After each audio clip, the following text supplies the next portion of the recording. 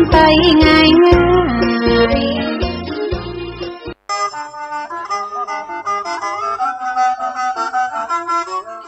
เดือนพฤศจิกายนพุทธศักราช 2566 เวลา 1 ทุ่มถึง 2 ทุ่มญาติโยมทั้งหลายตั้งจิตตั้งใจฟังสาระอันเป็นประโยชน์กับการดำเนินชีวิตหรือเป็นแม่บทของการดำเนินชีวิตให้มั่นคง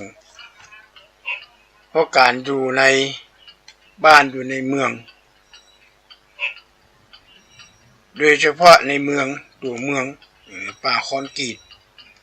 ก็เหมือนเขาอยู่ในป่าเขาลำเนาไพรนั่นแหละญาติโยม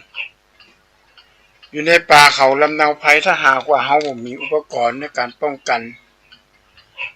มดป้องกันแมงป้องกันแมลงป้องกันสัตว์ร้ายสัตว์ใหญ่เนี่ยเขาอาจจะถูกสัตว์เหล่านั้นฆ่าตายก็ได้เช่นเดียวกันก็เขาอยู่ในป่าคอนกรีตถ้าเราดำเนินชีวิตลุ่มหลงกับแสงสีเสียงเหล่านี้แหละคือแมลงสิงสารสัตว์ที่จะมาทำลายเราญาติโยมคงจะได้ติดตามข่าววันที่ 31 เดือนตุลาคมเปิ้นฮ้องว่าเป็นวันอาลาวินเป็นวันของคนต่างประเทศเปิ้นวันอาลาวินเนี่ยเปิ้นจะมีการแต่งตัวเป็นผีทูตผีปีศาจมาเคาะในบ้านนี่อย่างเล่นกันสนุกสนานทางชาวยุโรปให้เกิดสีสันเกิดความสุขสนุกสนานกันไปทีนี้วันอาลาวินเนี่ยนะก็จะมีผีทูตผีสปะผีหลายสิ่งหลายอย่างถ้าเรามองกันคือมันชัดเจนแต่นี่ญาติโยมคนสมัยโบราณเนี่ยเป็นฉลาดมากๆเป็นปริศนาธรรมของคนโบราณญาติโยมเราสังเกตดูให้ดีว่าแล้วผีในพุทธศาสนาเขามีจริงก่อนจึงวันนี้เขาตายย้อนผีนะถ้าอู้ยังบ่เก่งอกบ่เก่งใจเอาเคยปล่อยไปของก่อนแต่ละปีนะรัฐบาลจะเสี่ยงงบประมาณในการปราบผีแล้วคนก็จะตายด้วยผีแต่ละปีน่าเป็นห่วงน่าเป็นใยเป็นห่วงเป็นใยมากที่สุดเลยผีในเมืองไทยเนี่ยผีในยุโรปบ่หายแล้วนะยังสู้ผีไทยเขาไม่ได้ผีไทยเขามีอยู่6 ตัวนี่ญาติโยมแต่ผลวิจัยออกมาแล้วมันมีอยู่6 ตัวที่1ชอบสุราเป็นอาจินไม่ชอบกินข้าวปลาเป็นอาหารนี่พูดง่ายๆว่ากินน้ำบัดตื่นดอง กินน้ำเหล้าผีตัวเนี้ยฆ่ามนุษย์ทั้งแต่ละปีเนี่ยทางราชการเปิดให้ว่า7 วันอันตราย7 วันอันตรายเนี่ยซึ่งเป็นการบ่งบอกให้รู้ว่าเป็นวันสงกรานต์เนี่ยต่อไปจะถึงแล้วเนี่ยวันลอยกระทงวันที่26-27ลอยกระทงใหญ่เนี่ยผีจะออกอาละวาดล่ะเกิดรถความรถจนเกิดการจาแลบเกิดการชกชิงวิ่งล้าวอะไรอย่างต่างๆนานาเหล่านี้มันจะผีทั้งนั้นเลยในสตางค์มาก็เอาไปให้ผีกินซื้อเหล้าซื้อเบียร์ซื้อยาเสพติดเสพยาบ้ายามาหลอกหลอนจิตประสาทหลอนฆ่าแม่ปะเนี่ยโยมแม่ผู้บังเกิดเก่าพอฆ่าแม่เสร็จเรียบร้อยไปนั่งอยู่ในบังกะโลประกับเปื่อนเอาสตางค์ที่ลูกมาจากแม่1,000 กว่าบาทไปซื้อเหล้าซื้อเบียร์มากินอันนี้แหละผีตัวนี้แหละญาติโยมเขาจะเอาไว้อยู่ก่อนชอบหรือเปล่าชอบผีตัวนี้ไหมชอบสุราเป็นอาจินเนี่ยผลการวิเคราะห์หรือการนำตัวเลขเอามาผนวกกันแล้วเนี่ยอุบัติเหตุบนท้องถนนเอาทุกปีอันดับแรกที่สุดคือสิ่งเสพติดมึนเมากินเหล้าตรวจดูแอลกอฮอล์เพียบเมาเหล้าพอเมาเหล้าแล้วเกิดคึกขนองหรือว่ารับในเมาเหล้าไม่สามารถจะครองสติอยู่ ผลสุดท้ายก็เอาไปจนรถของคนอื่นบางคนน่ะเอาไปจนใส่บางคนซึ่งเป็นหัวเรี่ยวหัวแรงของพ่อของแม่เป็นบุคคลสำคัญในครอบครัวเป็นลูกหัวแก้วหัวแหวนของพ่อของแม่อุตส่าห์นั่งรถมาดีๆถูกรถจนจากผีตัวเนี้ยตัวแรกเนี่ยกินเหล้าญาติโยมลองนึกถึงสภาพของคนที่สูญเสียลูกอันเป็นที่รักสูญเสียพ่อแม่อันเป็นที่รักสูญเสียภรรยาอันเป็นที่รักสูญเสียสามีอันเป็นที่รักถ้าบ่สูญเสียก็เกิดการพิการตลอดชีวิตทำงานทำการไม่ได้ผีตัวเนี้ยเขาจะเอาไว้อยู่ก่อนเขาน่าจะปล่อยมันไปเลยฆ่ามันทิ้งเลยผีพวกนี้อย่าให้มันมาอยู่ในบ้านอย่าให้มันเข้าปากถ้ามันเข้าปากเมื่อไหร่เลยนะชีวิตเปลี่ยนเลยญาติโยมเปลี่ยนทันทีทันใดเลย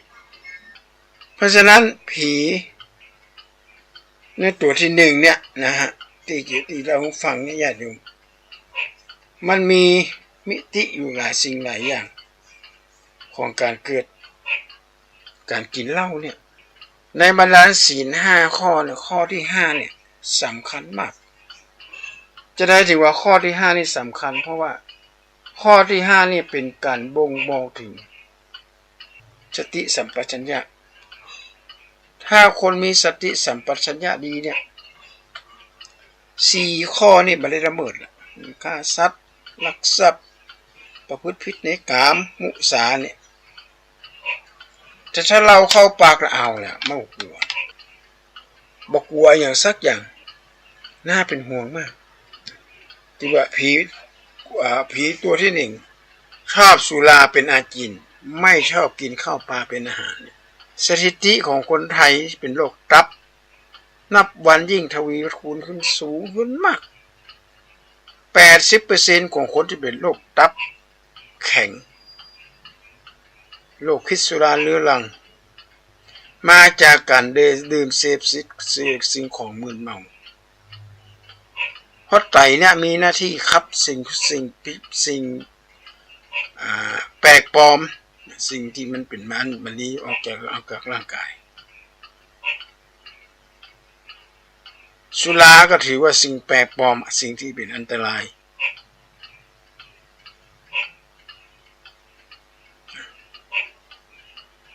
สิ่งที่เป็นอันตราย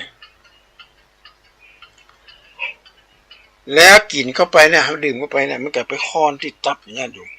ตับมันกินไปนักๆกับมันกันเฉพาะอาหารที่เขากินเขาไปดึงบันในตับก็ทำงานหนักขนาดเลยทางวงการแพทย์เป็นห้ามมันจะไปกินของปิ้งของย่างที่ไม่เกรียมมันกินเห็ดเตื้อกับเป็นยังนะจะไปกลัวไปตกมดเสี่ยงใจฮะปีไหนเดือนไหนก็กินเห็ดเตื้อกินปิ้งไส้อัวจะไปกิน1 วันแหละกิน1 วันแม่เจ้ามาก็ข้าวเห็ดปั้นซื้อหมูปิ้งซื้ออย่างมากินพอกินไปแล้วนะเอาละเกิดละกินบ่อยๆกินทุกวันเพราะมันง่ายแล้วความมักง่ายนี่แหละจะทำให้เขาเกิดปัญหาเรื่องสุขภาพบางคนก็บอกว่าบักกินเหล้าเมายาจะได้เป็นโรคตับเนี่ยยังงงอยู่พระเจ้าก็เป็นพระเจ้าเป็นโรคตับตายไปหลายองค์มรณภาพไปหลายรูปละเปิดมาได้ดื่มเหล้านะญาติโยมเพื่อห่อไขมันฟอกตับถ้าไขมันฟอกตับแล้วก็ต่อไปก็กลายเป็นมะเร็งละเพราะอย่างพระเจ้าบ้านเอาอาหารของปิ้งของย่างของทอดพระสงฆ์กินของอาหารแปรรูปเปิ้นก็บ่สามารถที่จะเปลี่ยนอาหารได้อาหารนี่ล้ำเนี่ยนั่นเนี่ยเจ้านี่มันเหมาะขนาดกินปิ้งไส้อัวหัวผับเนี่ยเอาเนี่ยโหล้ำเปิดกระฉันไปเลยฉันเป็น1 วันอ้าวแหละไขมันฟอกตับแล้วก็บางรูปบางองค์ก็ภารกิจหนักก็บ่ได้ออกกำลังกายเวลามันได้เตียวไปหั่นไปนี่ก็เริ่มมีอาการละกลายเป็นโรคตับไปแ แต่นี่ยังมาน่ากลัวเท่าว่าคนเจ้าบ้านเนี่ยพระสงฆ์ในนี้เพิ่งก็เริ่มมีวิวัฒนาการกันละนะเพิ่งก็เรื่องระมัดระวังเรื่องระวังตัว ก็ว่าได้ปล่อยเนื้อปล่อยตัวละก็ระมัดระวังฟังคำชี้แจงจากหมอหนึ่งอย่าไปกินของปิ้งของย่างของทอดสองน้ำอัดลมทุกชนิดซึ่งมีน้ำตาลใส่หนัก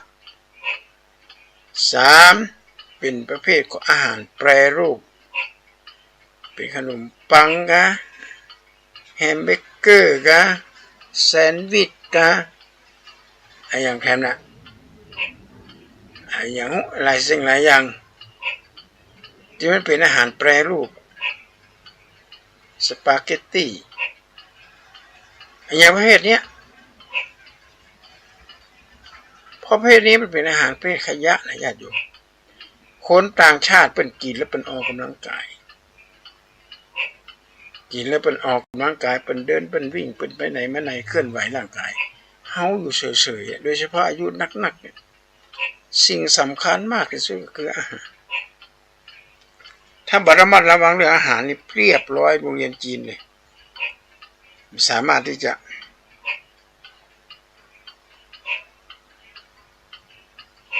หายุกหายาอย่างมาป้องกันได้สิ่งที่ป้องกันได้ดีที่สุดนี่คือสมุนไพรนั่นแหละที่ป้องกันได้ดีที่สุดนะผักไม้ใส่เกลือเนี่ยหมูเนี่ยคือสมุนไพรรอบบ้านรอบหัวบ้านเปิดละพักปังพักแคบ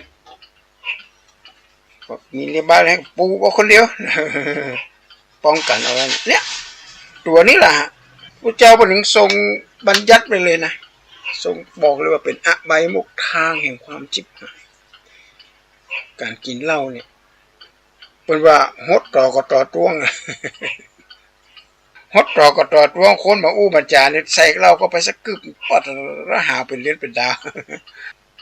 อันนี้เราต้องระมัดระวังเนี่ยญาติโยมถ้าจะกินเป็นยาก็ควรจะปรึกษาแพทย์ปรึกษาหมอเป็นหมอเกี่ยวกับสมุนไพรหรือเกี่ยวกับยาดองอย่างเงี้ยนะอาจจะมีอยู่นะในบางอย่างสมัยก่อนมันก็กินยาดองหรอเราใส่เรานะสอเราถอนะเราเถื่อนเนี่ยเอาถ้าจี้ไฟทั้งบ่มมันแอลกอฮอล์มันสูงเปิ้นยาใส่โถไว้นะญาติโยมเสร็จเรียบร้อยก็เอาใส่สักก็เปิ้นเฮาว่า5ห้อยคือเกิงลิตรอ่ะนะใส่เกิงลิตรเอาใส่ในโถใส่แต่คนสมัยก่อนไปใส่หม้อตอมมันจริงหม้อตอมแล้วมันเป็นหม้ออ่ะมันเป็นเซรามิกอ่ะมันก็เหมือนกับหม้อที่เป็นใส่5เนี่ยองค์5เนี่ยที่มันเคลือบเนี่ยนะเพิ่นก็ใส่แล้วก็แกะบะลำไยเนี่ยนะบะลำไยก็ได้เอากล้วยก็ได้ใส่เข้าไปอันนี้เป็นยาพื้นบ้านตัวที่หันนะจะไปลองใจจะไปเนี่ยลำไยเลยผู้ฟังหันไปเนี่ยเอาบะลำไยก็ได้หรือเอากล้วยก็ได้แก้ไว้3 เดือนนะแล้วเปิ้นเขาออกมาเปิ้นก็กินกับน้อยก่อนกินข้าวใส่เห็ดสักจอกไอ้สักอย่างก็ห้องอย่างนั้นเป็นกึบนะใส่ให้น้อยหนึ่งใส่หมอกสักก้อนคนแก้วอ่ะใส่ดื่มจนเราบรรยากาศนะบรรยากาศเนี่ยฮะบรรยากาศคนก่อนไปทำอะไรนะมันสามารถจะเข้าไปสู่ร่างกายมันยืดเส้นยืดสายไปว่าจะอั้นนะ นี่เป็นยาโบราณนะแต่จะเป็นในระยะมันเดี๋ยวนี้มีแล้วการแพทย์มันเจริญแล้วมันต้องไปกินนะของประเภทเนี้ยของดองด้วยโลซูลาเนี่ยเขาอย่ามามั่นใจแต่คนตะกอนเป็นห้องคนผอมเสือคนผอมนะคนตะกอนจะตุ้ยนะผอมเสือจะแข็งแรงญาติโยมเขาไปดูหนังเก่าๆโดยเฉพาะหนังเรื่องช้างอ่ะหนังเรื่องช้างหนังเรื่องแรกเลยในสมัยรัชกาลที่7จันตุ้ยกับครู2 คนอยู่ด้วยกันมีลูกเวลาจะมีนะครับแม่แรงนี่ก็อุ้มหมูเข้าไปในเราอ่ะต้นหมูตัวเล็กเล่นอุ้มก็ใส่มันจะได้ดูว่าคนมันแข็งแรงคนตะกอนผมว่าผอมเสือไม่ได้ตุ้ยนะคนตะกอนเพราะอย่างเตียววันคำบ่มีละรถขี่รถเครื่องเนี่ย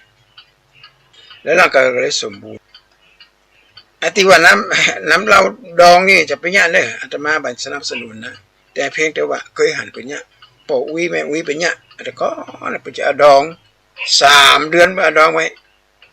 เปิ่นกินให้เป็นเป๊กกำลังขึ้นมาได้เป็นเป๊กสักนิ้ว2 นิ้วกินเป็นยุบเป็นยาไม่ได้กินเมานะแก่ไว้หลายเดือนก็น่าจะมีจุลินทรีย์อย่างดีต่อสุขภาพร่างกายแต่บ่เหมาะสมเราควรจะกินอาหารพื้นบ้านแล้วเนี่ยผักไม้ใส่เครืออย่างนี้อาหารแปรรูปคืออาหารปิ้งทอดย่างอย่ายอมเราสังเกตดูให้ดีว่านักการเมืองท่านหนึ่งงดอาหารประเภทเนื้อมาเป็น40-50 ปีเป็นทานแต่มังสวิรัติอย่างเดียวผลสุดท้ายเปิดกับไปผ่าตัดบายพาดหัวใจ2 รอบมันเป็นเพราะอย่างก็เลยถามไปถามมาเปิ่นบอกว่าอ๋อมังสวิรัติเนี่ยบางอย่างก็เอาไปทอดเยอะๆอย่างผักบุ้งไฟแดงพ่องอย่างอื่นพ่องเอาไปทอดแล้วแปรรูปประเภทโรตีประเภทจาเปตี้อย่างนี้ที่มันเป็นนมถั่วเหลืองเนี่ยเป็นดึงเข้าไปก็มีแป้งมีน้ำตาลด้วยนะอันนี้คือตัวสำคัญเหมือนกันมันเป็นภัยมืดอย่าเป็นได้ว่ากินอาหารมังสวิรัติแล้วจะเกิดโรคภัยไข้เจ็บอย่างนี้ถ้าเอาไปทอดเอาไปปิ้งไปย่างไปแปรผ้าไปใส่น้ำตาลเนี้ยสำคัญมากเลย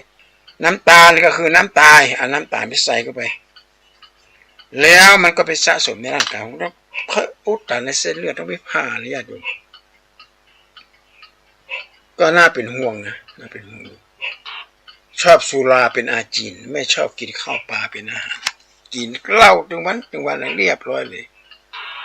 ผีที่2ชอบเที่ยวยามวิกาลไม่รักบ้านรักลูกรักเมียตนแล้วผีตัวนี้นี่เน็ตผีตัวนี้นี่อันตรายมากชอบเที่ยวยามวิกาลเนี่ยมีปริศนากำอู้ของคนสมัยโบราณเป็นว่าตอนเช้าราศีอยู่ที่ไหนตอนบ่ายราศีอยู่ที่ไหนตอนกลางคืนราศีอยู่ที่ไหนเฮากับไปตีความกันเข้าข้างตัวเก่าตอนเจ้าราศีอยู่ที่ไหนต้องล้างหน้าแปรงฟันเลยกับปัดแป้งมีผมไหมกันนะก็ร้องพอกะก็ได้หายเข้าบินกันนะคนหนึ่งก็อยากกินข้าวสันยงคนหนึ่งมันนั่งปัดแป้งอีนายแว่นห้องตายคำว่าหน้าพระราศีอยู่ที่หน้ามาถึงหน้าที่ถ้าเป็นปอมเป็นแม่บ้านก็ต้องทำหน้าที่หุงข้าวหุงปลาหุงอาหารนี่มาเรียบร้อยจะงามบางงามเอาไว้เลยก่อนขอกินนี่ก่อนกินข้าวให้ก่อนกินนะข้าวอิ่มมีพี่มันอ่านนั้นแหละเขาทำหน้าที่ได้ดีมากเป็นสง่าราศีด้วยบ้านก็จะเกิดความอบอุ่นบ่พิษบ่เถียงกันอันนี้เฉพาะมิตรที่ในบ้านนะแต่ถ้าเป็นว่าตอนเจ้าก็คือคนยังหนุ่มยังเน้นอยู่คนยังหนุ่มยังเน้นต้องทำอย่างทำหน้าที่หน้าที่ของเรานี่อย่างต้องเฮียนต้องเฮียนมันศึกษาหาความรู้หาประสบการณ์อย่างดีๆนะมาในบ้านมาคือพ่อแม่ได้เรียนรู้ต้องทำหน้าที่ความเป็นอ่อนความเป็นลูกถ้าบ่ทำหน้าที่ความเป็นลูกขึ้นมาล่ะหนีไปกินหนีไปแอวทั้งพ่อแม่เดือดร้อนเนี่ยอันนี้ก็ลังตินตอนชาวราศีอยู่ที่หน้าก็คือหน้าที่ถ้าเป็นเมียก็ทำหน้าที่ให้เรียบร้อยถ้าเป็นผัวก็รีบทำหน้าที่เตรียมอุปกรณ์ไปหาเงินหาทองเข้าบ้านเลยในฐานะเป็นผู้นำครอบครัวมันจะเป็นคนน้าแว่นห้องมันจะเป็นเจ้าเจ้าพ่อเงินบูดหรือบัจจ่าชักเตือนนี่เมานะเป็นเจ้าพ่อเงินบูดอันนี้คือการงานที่เขาจะต้องทำลบนอนเด็กลูกเจ้าหุ่นเจ้าเจ็ดแจกมันพอก้อยแยงสลีเสื้อผ้าถือสายอารุณรุ่งคุณมานาหื้อตัวนุ่งยาลูกเจ้าอย่าจ่าป้าแข่งกำแหงนอนแล้วหื้อตื่นก่อนเจ้าสามีมันชำระช่วยล้างคัดสียอดนารีดังไฟหนึ่งเขาเนี่ยคือหน้าที่ตอนสายนะราศีอยู่ที่หน้าอกก็คือหมายความว่าตอนกลางวันเนี่ยบางคนบอกเอาน้ำลูบหน้าลูบตานี่มันไม่ใช่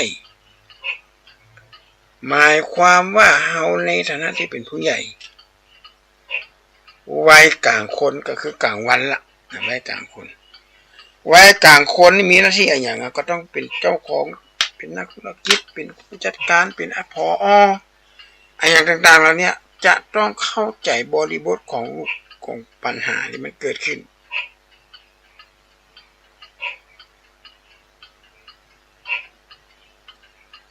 ถ้าไม่เข้าใจสิ่งเหล่านี้ตายเข้าใจปัญหาลูกน้องมีกี่คนก็หักคนเดียวหักลูกน้องก็เท่ากันเกิดความลำเอียงหรือว่าบ่ฟังหูไว้หูอ่ะคนนั้นอันอย่างมาสนสอกระเจือไปหมดทุกหมดเสียงเจือแล้วนะในฐานะที่เป็นผู้รับผู้ใหญ่ปากจูหูกว้างตาโตโง่เป็นปากจูก็คือว่ายิ้มเอาไว้ปากจูยิ้มไว้กันยิ้มแย้มแจ่มใสทักทายคนนั้นทักทายคนนี้นะเขาเป็นผู้ใหญ่มาเจ็บไปหลงอำนาจตัวเก่านะกูเป็นคนใหญ่คนโตกูเป็นวางกามวางอำนาจใจลูกน้องไปจ้าบดีบดักนี่อันตรายเลยก็หันในเฟซก่อนหนังเรื่องสั้นละต่างๆสั้นกิจกรรมมาเจอดีขึ้นมาละในฐานะที่เป็นผู้ใหญ่ปากจูหูกว้างก็หมายความว่าฟังอย่างกว้างอย่าไปฟังความข้างเดียวถ้าฟังความข้างเดียวเขาจะเดือดร้อน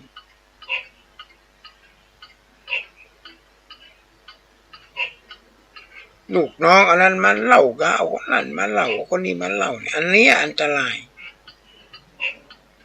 มันมีพยานมันมีหลักฐานเนี่ยก็เล่าไปเลยตั้งสร้างหลักฐานเท็จขึ้นมาก็มี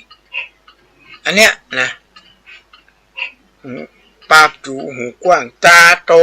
ต้องขอให้มันละเอียดอ่านให้มันละเอียด ศึกษาให้มันละเอียดถึงจะรู้ความจริงถ้ารู้ความจริงในขณะที่ยังเกิดเนี่ยขึ้นมาเนี่ยเอาในฐานะที่เป็นผู้รับผู้ใหญ่เขาก็มีความสุขแต่บางคนไม่จะอ่านนะญาติโยม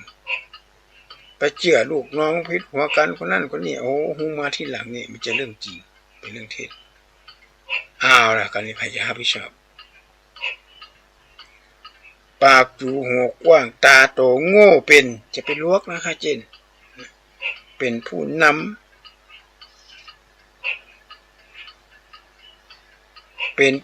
ำหรือเป็นผู้รักผู้ใหญ่จะต้องปล่อยวางไปก่อนหรือโง่ไว้ก่อนแก้โง่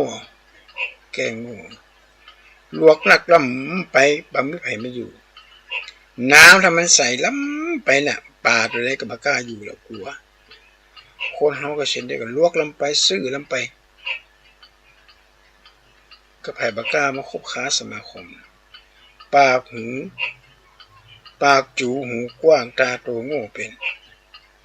นี่ราศีอยู่ที่เราตอนเย็นราศีอยู่ที่ไหนตอนเย็นราศีอยู่ที่เท้าเอาปฏิความมาก่อนนอนก็ต้องล้างตีนล้างเท้าให้ก่อนมันจะได้สะอาดแม่น่ะกูแถมกับทุกแถมอะแต่ที่มันถูกแน่นอนที่สุดคือขาสองขาเนี่ยห้ามก้าวออกนอกบ้านชอบเที่ยวยามวิกาลนะมันเป็นผีนั่นเดินออกไปแกเป็นผีแล้วปล่อยมันไปอย่าให้มันเข้ามาสิงในจิตใจของเราอันนี้เป็นอบายมุขที่พระเจ้าบรรทัดไว้2,600 กว่าปีนะเนี่ยยังใจได้อยู่บางคนเนี่ยโหเสี่ยงให้เสี่ยงนาเสี่ยงบ้านหมดเงินเอาไปถลุงกับนักร้องเอาไปถลุงกับในผับในบาร์ในฐานะที่เขาเป็นผู้รักผู้ใหญ่เนี่ยจะต้องคำนึงว่าไปกินไปแค่เนี้ยมันก็มีอย่างดีขึ้น ลับมาถึงบ้านโอ้โหตีหนึ่งตีสองจะต้องพรุ่งนี้เราไปทำงานกันโอ้ไปง่วงเราทำง่วงเงี้ยโอ้โหลำบากเกิดโรคภัยไข้เจ็บตามมาเป็นที่ระแวงสงสัยของผู้อื่นคนกลับบ้านดึกไปแอบดึกสงสัยก้าจะคืนหามันเตี้ยวไปเตี้ยวมาเนี่ยมาบ้านจุบดักประเด็นนะแม่นไผ่มันใจไผ่ละแอนเป็นที่หวาดระแวงของคนอื่นคนไปกินไปแอบในค่ำในคืนกลางคืนเป็นเวลาหลับเวลานอนของมนุษย์เป็นสายพันธุ์ลิงเอฟลิงไม่มีหางลิงเอฟนี่ก็พัฒนาสายพันธุ์ของตัวเองพัฒนาสายพันธุ์จากลิงที่เกิดการต้มข่อมการอะไรมันยืนแล้วก็มีวัฒนธรรมการมีภาษามีมีอย่างต่างๆนานาจนกระทั่งเป็นมนุษย์แปลผู้จิตผู้เจริญนั่นตรงผู้มีสาธารณสูงถ้าเป็นเดรัจฉานนี่ก็แปลว่าผู้ขวางเจริญนั่นขวางสัตว์ขวางโลกขวางความเจริญขวางโลก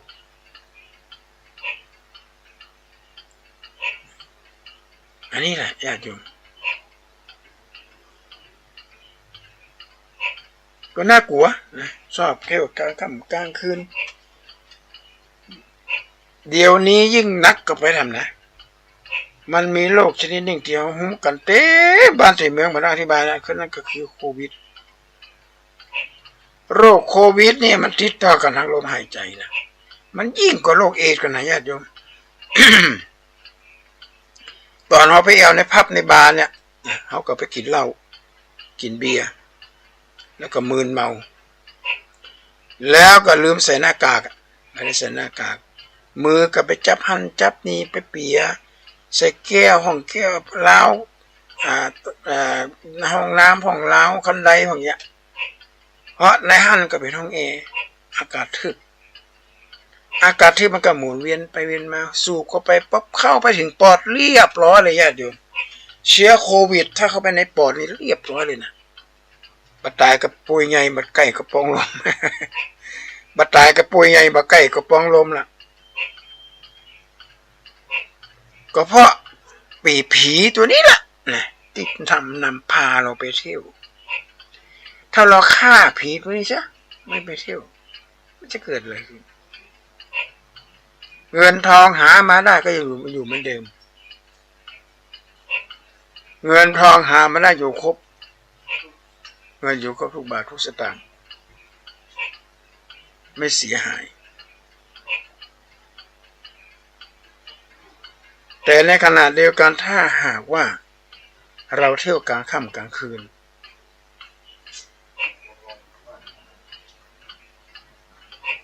เที่ยวกลางค่ำกลางคืนแล้ว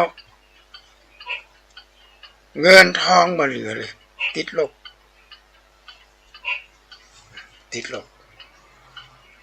ถ้าติดลบปุ๊บเงินมาปอกับไปกู้ยืมนี่ยืมสินมาอ้าวกุมใจแถมเนี่ย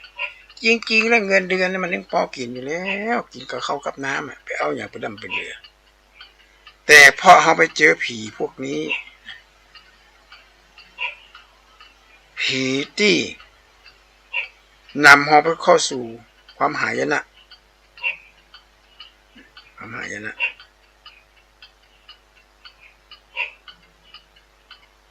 และญาติโยมยังจะเอาอยู่ไหมนี่นะคิดนะ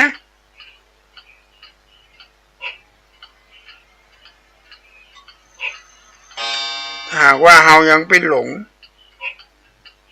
ก็ผีพวกนี้มดเนื้อมดตัวเล่มหูสึกละ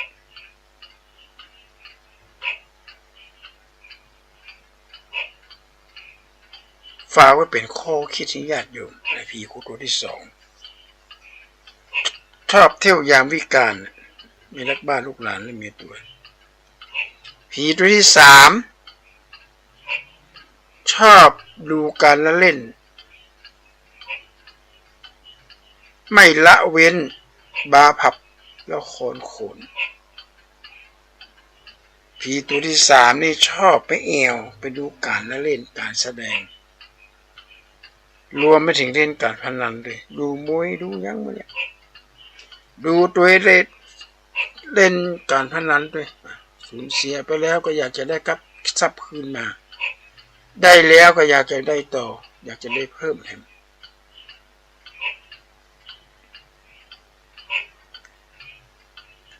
อันนี้แหละญาติโยมทำให้เกิดปัญหาบ้านแตกสาแหลกขาดอาตมาภาพได้ดูคลิปวิดีโอลูกเจ้าอุ้มละอ่อนน้อยตัวน้อยนะญาติโยมกำลังเป็นทารกนะฮะขนาดละหัวละภาษาของละอ่อนแต่สักกรรมจำลำละอ่อนน้อยหล่นมากอดหลวงพี่องค์เนี้ยละอ่อนน้อยนะอายุประมาณสัก4 ขวบ5 ขวบ4 ขวบ5 ขวบมากอดบอกว่าไม่เจอกัน2 วันคิดถึงใจจะขาดคิดถึงละอ่อนมันเป็นสถานที่เด็กกำพร้าที่ไหนกับบ่ฮู้แล้วเปิดกับไปถ่ายทำตีในห้องครัวห้องอาหารละอ่อนก็ต้องมากราบอาจารย์ก่อนที่จะกินข้าวกราบขอบคุณข้าอย่างอันนี้แล้วก็กินข้าวละอ่อนกำพร้าไม่เป็นเกือบปันนะญาติโยมนี่หลายร้อยขนาดละอ่อนกำพร้า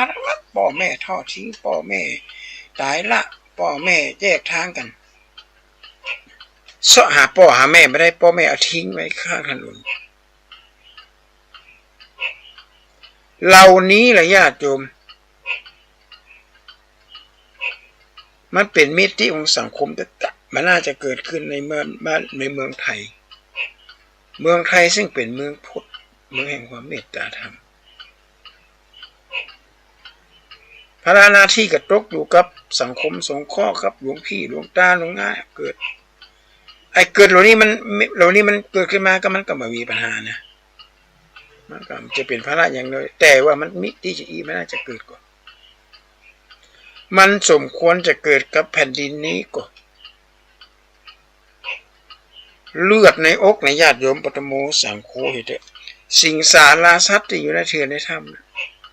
ำแม้กระทั่งเสือนะมันกินเนื้อสัตว์มันกินได้หมดอะแต่เนื้ออันนี้ชนิดหนึ่งมันกินมันได้คือลูกในไส้ของตัวเก่ามันกล้ากินมันหักลูกยิ่งกว่าชีวิตอีกแล้วเราไปเที่ยวพับเที่ยวบาร์เที่ยวดูการละเล่นอย่างต่างๆนานาไปเล่นการพนันหมดเนี่ยหมดตัวแม่ยิงก็สามารถจะทนดูพฤติกรรมของผู้ชายได้ผู้ชายก็สามารถตากรรมแจ้งของแม่ย่ามีแยกทางชะตากรรมตกที่ละอ่อนเปิดห้องว่าเด็กกำพร้าสถานที่เลี้ยงเด็กกำพร้าน่ากลัวไหมญาติโยมเราต้องระมัดระวังนี่ผีตัวที่2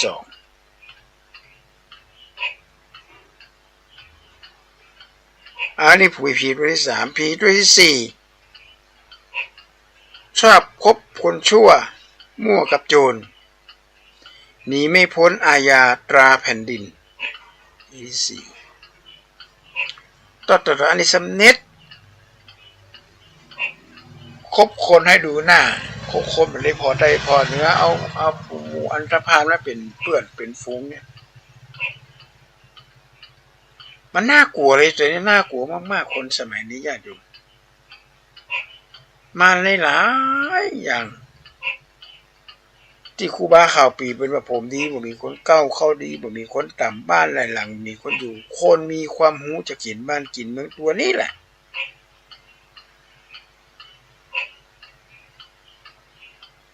มีการศึกษาได้ห้ำได้เฮียนสถาบันสูงแต่จิตใจมันไม่ได้สูงเหมือนกับการศึกษามาแปดเปื้อนกับอบายมุขของโสโครกของตำซามแล้วชะตากรรมมันเกิดขึ้นกับละอ่อนและน่ากลัวมากเดี๋ยวนี้มันมียาบ้ายามายาอียาแล้วต่างๆนานาเนี่ยเหมือนกันเลยละครตบตาเขาในฐานะที่เป็นคนที่มีประสบการณ์ ไปเจอคนมีประสบการณ์หลอกเอาสตางค์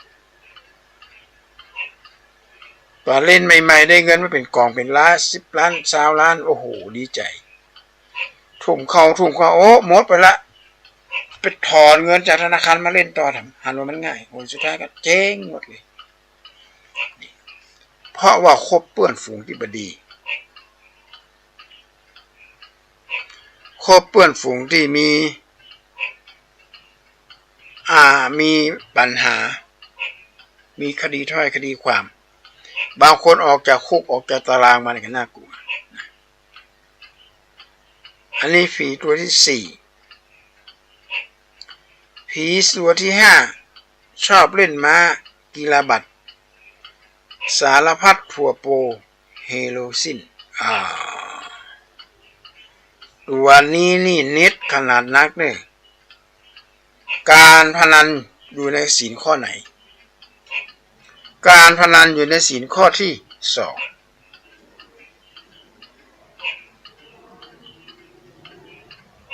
จะได้ว่าศีลข้อที่2ลักทรัพย์ก็แม่นแล้วเหรอทรัพย์ติดลักนั้นมาเจ็ดทรัพย์ของคนอื่นนะทรัพย์ตัวเก่าการเอาทรัพย์สมบัติไปเล่นการพนันถือว่าเป็นการลักทรัพย์นะ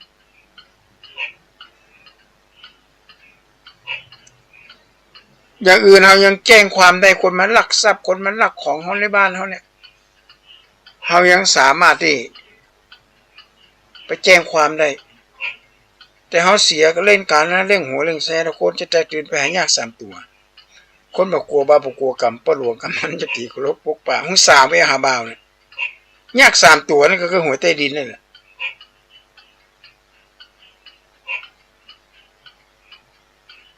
ติดกันงำไงอันนี้หวยใต้ดินย่ำปอตัวใดจ้ะมาเต้ากับการเล่นการพนันในบ่อนในผับในบ้านในสถานที่บ่อนคาสิโนใหญ่ๆนะญาติโยมบ่อนคาสิโนใหญ่ๆเนี่ยโหน่ากลัวมากเลยมีเศรษฐีคนหนึ่งเป็นอยู่เมืองจีน63 ล้านบาท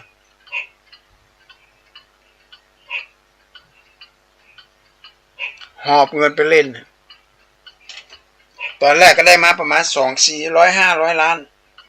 ครั้งแรกได้มาเนี่ยตามประวัติเป็นบอกว่าจากเงินเก็บหอมรอมริบในบ้านได้เงินประมาณมีเงิน10 กว่าล้านก็ถือว่าเป็นเศรษฐีย่อยๆนะมีเงินมีทองพอสมควรแล้วไปเล่นกับมันได้มา60 กว่าล้านเอาละครับนี่โหมีอาณาจักรใหญ่โตละหารู้ไหมว่าแผนของนักต้มตุ๋นน่ะเพราะนักต้มตุ๋นหลายๆคนกำลังวางแผนนี่เศรษฐีคนนี้เล่นต่อทำเล่นไปเล่นมามดมันก็ได้มาตอนแรกก็หลายร้อยล้านล้นเพราะมันเสียกันมาปุ๊บก็ล้นไปเงินที่บ้าน60 กว่าล้าน60 กว่าล้านที่หามาได้นะรวมทั้ง10 ล้านที่หามาได้ครั้งแรก60 กว่าล้านรวมเป็นทั้งที่หา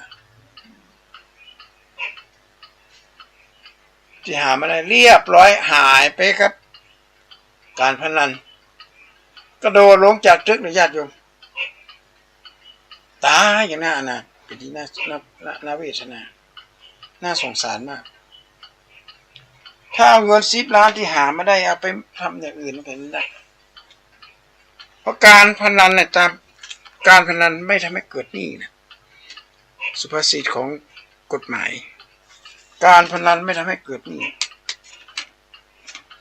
ยืมสตางค์เป็นไปเล่นการพนันเนี่ยมันสามารถจะฟ้องร้องเอาได้ทางผู้ยืมและผู้นี่มันไม่สามารถจะฟ้องร้องได้นักการพนันยิ่งมาเกิดอันอย่างดีขึ้นมาสักอย่างในตัวของชีวิตของคนเราเล่นม้าแต่ก่อนนี่เป็นเล่นม้าวิ่งม้าแข่งกีฬาบัตรเนี่ยถั่วโป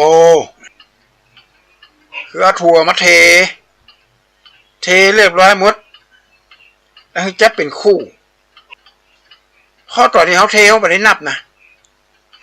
ถ้าได้กู้ก็ได้สตางค์ถ้าเป็นกี้ก็ไม่ได้ตังค์นะเอาเป็นกู้เป็นกี้ก็จะหัวโปสมมติว่าอาตมาเป็นคนเทเนี่ยเป็นเจ้ามือเทและมีคนแต่งกู้กับกี้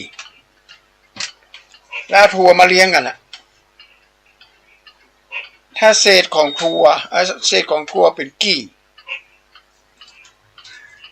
เศษของครัวเป็นกี้ก็เจ้าคนที่ได้เป็นตายเป็นกี้ก็ได้สตางค์ถ้าทัวเป็นกู้นี่ก็คนตายกู้ก็ได้สตางค์นี่เขาเลยทัวโปะแต่ในขณะเดียวกันเนี่ยเราสามารถที่จะรู้ได้ว่าตอนที่เขาเทเนี่ยมันเป็นกู้ก็เป็นกี้เขาสามารถจะรู้ได้แต่คนที่มันเทตัวบ่อยๆเนี่ยนายคนที่มันเทบ่อยๆนี่แหละญาติโยมการเล่นการพนันเนี่ยมันมาทำให้เกิดอย่างดีขึ้นเลยมีแต่เสียกับเสียมีแต่ร้ายกับร้ายชิบหายวายวอดหมดเลยแล้วยังจะมีการเสนอให้มีการเล่นการบอลการพนันเสรีนี่โอ้โหน่ากลัวยิ่งกว่าอย่างอื่นกันนี่ขนาดถึงมื้อถึงวันนี่บะมีบอลการพนันแบบเสรีเนี่ยเฮายังตกอยู่ในสถานการณ์แบบนี้ถ้าเป็นบอลเสรีเนี่ยมันจะเกิดอย่างขึ้นคนก็หวังอย่างเดียวได้น่ะหวังในสิ่งที่มองพอหามหันหวังกับอบายมุขหวังดีกับหวยหวังรวยกับป่อเมียนี่ถอนไปกันเพราะว่าหวยนี่มันทำให้เราเกิดไม่แค่ความหวังมาได้นะมันได้เกิดความจริงขึ้นมาในชีวิตอันนี้ผีตัวนี้แล้วเราปล่อยอีกนะยิ่งกว่าอาราวีนอีกนะเราปล่อยออกไปแล้วไม่สามารถที่จะให้มันอยู่ได้ผีตัวสุดท้ายในญาติโยมผีตัวที่6ชอบเกียรติการทำกินมีทั้งสิ้น6ผีอัปปิโอคนขี้ค้านยะการยะงานบ่ชอบทำงานกินเอลเล่นเนี่ยอันนี้ก็คือผีตัวนี้เปิ่นยะการยะงานเปิ่นไปไหนมาไหนเปิ่นได้เงินได้ทองมันเป็นกอบเป็นกรรมตัวเองอยู่ที่บ้านเล่นการพนันท่องดูหนังของนั่งเล่าขวนกันท่องบรรยากาศงานเนี่ยอันนี้แหละตัวเนี่ยร้ายยิ่งกว่าแล้วผีทั้ง6ตัวในญาติโยมสาธุชนทั้งหลายปล่อยเข้าไปปล่อยคืนสู่ธรรมชาติเข้าวัดเข้าวาเนี่ยญาติโยมเรามาหาข้อความจริงของชีวิตเรามาหาความจริงของชีวิตคืออย่างหลักความจริงของชีวิตก็คือแม่บทในการดำเนินชีวิตนั่นคือหลักธรรมะศีล5ธรรม5เนี่ยเป็นรากฐานของมนุษย์รากฐานของสากลญาติโยมลองสังเกตดูประเทศที่มันเจริญก้าวหน้านะอวดประเทศพัฒนาแล้วปฐโมสั่งขอเอามีดปาดคอแล้วนาบวกขนาดหล่นเข้าไปในถ้ำเอาปืนยิงในญาติโยมมีทหารคนหนึ่งยูเคนี่อย่างกับว่านะหล่นเข้าไปทำเป็นกล้องวิดีโอเป็นส่องเข้าไป2 คนวิ่งเข้าไปเข้าไปในถ้ำคู่ต่อสู้น่ะส่องด้วยกล้องส่องตาแมวหรือว่าส่องหาได้แบบหามันคืนได้พิกัดพอส่องแล้วเอาปืนเขายิงเข้าไปในหูถ้ำบึ้มคนตายเป็นปันนะญาติโยมคนที่อพยพหนีไปอยู่ในถ้ำอันนี้เลยอะที่เขาอวดกันนะอวดว่าประเทศนี้มันเจริญก้าวหน้าประเทศที่เป็นของเขาอย่างก็มีเห็นความสำคัญของมนุษย์มีหลักจริยธรรมว่าไป และการฆ่าคนมันไม่ใช่มันมีนะพบมันเจอคนมันยิงกันเนี่ยน่ากลัวมากอาตมาภาพนั่งดูข่าวมันน่าอะไรมันน่าจะมีสิ่งเหล่านี้มันเกิดขึ้นในโลกมนุษย์แย่งที่ดินแย่งที่ทำกินกันพ่องนี้โอ้โหหลายสิ่งหลายอย่างและอย่างไรมันเกิดขึ้นสิ่งมันเกิดขึ้นก็คือตราบาปของชีวิตตราบาปของสังคมทั้งหมดเนี่ยนะ6 ข้อที่อาตมาปูมาเนี่ยนี่คือผีล้วนๆเลยผีที่อยู่ในตัวตนของมนุษย์ต้องปล่อยไปเลยวันฮาโลวีนนี่เข้าใจว่าคนที่เป็นบัญญัติวัฒนธรรมเหล่านี้ขึ้นมาเปื้อนจะเฮียนหูเหรอว่าพูดผีปีศาจเนี่ยมันก็คืออบายมุขชนิดหนึ่งเป็นอบายมุขที่ผู้ไปแอบสมัครใจไปเองมีไผบังคับแล้วผลเกิดขึ้นมาก็คือหายนะที่เขาได้รับเต็มๆนี่คือของฟ้าไว้เป็นข้อคิดกระญาติกระโยมเนอะวันฮาโลวีนเป็นวันปล่อยผีแต่วันของพุทธศาสนาเขาก็ปล่อยผี6 อย่างที่เล่ามาตะเกียนะที่เขาเล่ามาตะเกียให้ฟังกันถ้าไผ่มีลูกมีหลานมีเป็นหัวหน้าคนอธิบายของฟังว่าปล่อยไปเลยผีที่ 1ชอบสุราเป็นอาจินไม่ชอบกินข้าวปลาเป็นอาหารผีที่ 2ชอบเที่ยวยามวิกาลไม่รักบ้านรักลูกรักเมียตนผีที่ 3ชอบดูการละเล่นไม่ละเว้นผับบาร์นครขนผีที่ 4ชอบมั่วก็ชอบคนชั่วมั่วกับโจรหนีไม่พ้นอาญาตราแผ่นดินผีที่ 5ชอบเล่นม้ากีฬาบัตรสารพัดทั่วโปเฮโรซินแล้วก็เพราะสีผีข้อตัวที่ 5 ที่ 6ชอบเกียจค้านทำงานการทำกินมีทั้งสิ้น6 ผีอับปีไผ่มีผีเหล่านี้ปล่อยมันทิ้งไปเลยอย่าไปสนใจวันปล่อยผีนั่นก็คือวันที่เขาปล่อยอบายมุขพระจากชีวิตมันเข้ามาอยู่ในร่างกายของมันเลยขอฝากไว้เป็นข้อคิดกระยายกระโยมนะว่าเอาเลยนะได้เป็นชาวพุทธมันก็วัดก็ว่าโอ้ยหมดเวลาเป็นไรอย่างเนี่ยญาติโยมทั้งหลายวันนี้จะหมดเวลากันในวันโอกาสวันหน้าวันที่ 10วันที่ 10ก็จะได้มาเจอกันใหม่วันนี้ก็ขอความสุขความเจริญความงอกงามตรงนี้แก่สาธุชนทุกท่านเลย